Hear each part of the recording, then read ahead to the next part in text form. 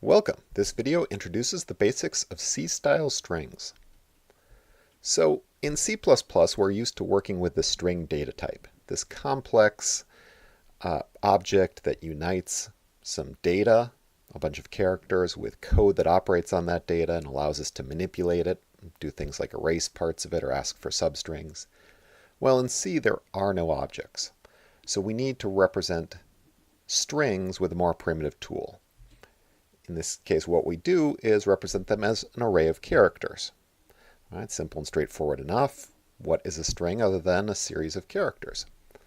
And at some level, C++ does this as well. We just wrap more code around this basic idea to make C++ style strings more functional and powerful. So when we're using a character array to store a string, we call it a CString. And if we declare a character array like this, we can initialize it with a string literal, just like we would initialize an array of, say, integers with a list of numbers, and this will fill that array with Joe. Once we've done that, like any other array, we can't do an aggregate assignment again. So just like after you make an array of integers, you can't then go later on put a list using the curly braces into it after it's been initialized once. So we can't take the character array name and later change it to Bob with a string literal. Right? We're going to have to do that assignment a different way.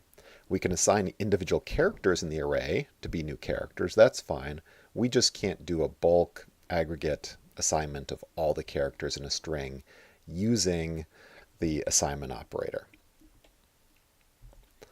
Now, if we create this character array called name and we throw Joe into it, and then we look at that in the debugger, what we see is that name is actually going to be a character array of size 4. And the value it shows us is JOE/0. If we ask for a specific size character array, I'm trying to store Bob, and I try to put it in an array of size 2, that obviously doesn't work. But it also doesn't work to store that in an array of size 3. The compiler is only going to be happy if I put that in an array of size 4. So why is that? Well, the convention in C is to terminate strings with a null character.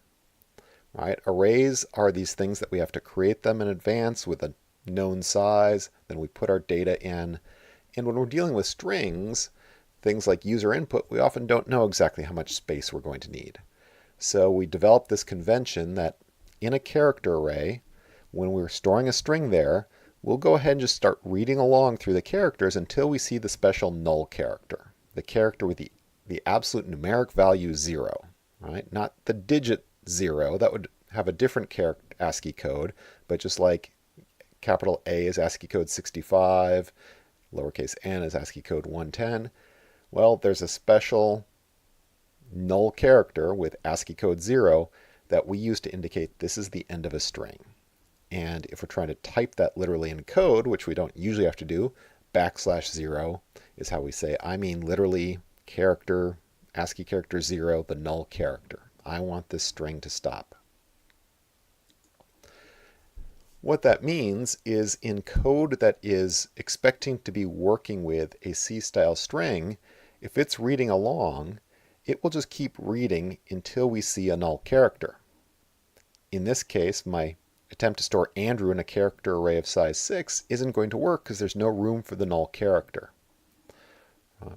We need to have that extra space to store a null character. And if along the way we hit a null character, most code that's designed to work with C-style strings is going to say, oh, the string is now done here. So this array of size 7, most code would look at this and say, oh, the word that is stored there is just and, because this null character says, well, that's the end, and all the rest of this is just junk that we don't care about, that was left over in memory. So, good trick question. How long is this C string? Char word, buffer size 100, gets assigned Andrew. Well, depending on what you mean by how long is it, we could come up with a couple different answers. Right? The array has got space for 100 characters.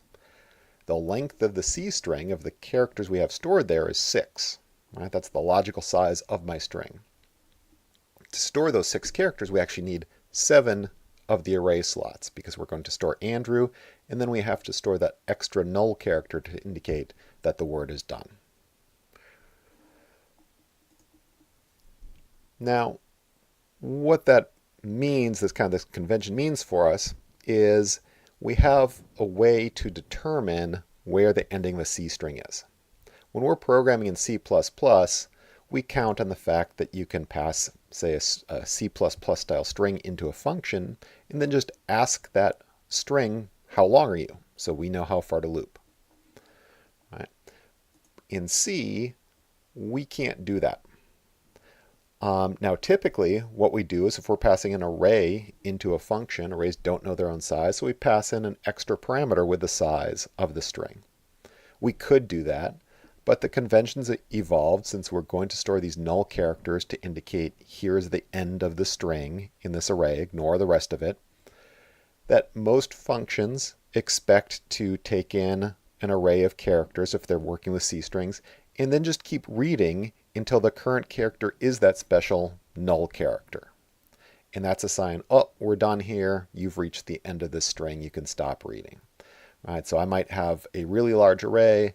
I pass into this function. I don't bother saying how long it is because I know that I've only put the characters I care in at the start, and then I've ended it with a null character. And scanf will do that automatically. And so as the function then is reading through word, it doesn't know how long it is, but it can start reading through character by character, hits that null character. Oh, we're done here. I guess the whole word was Andrew. Now, there are various libraries for working with C-style strings. If you're working in the C programming language, of course, you're going to care a lot about these because these are how you're going to get string-related tasks done.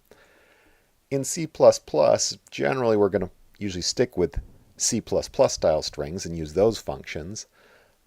But if you are for some reason stuck with C style strings, or you're using just arrays of characters, there are a bunch of libraries in the C string library, or string.h if you're in C, that are designed to do things like find substrings within strings, to split strings up, to find the lengths of strings, etc. Some of the same tasks we can do in C++, we can do with C-style strings using these functions.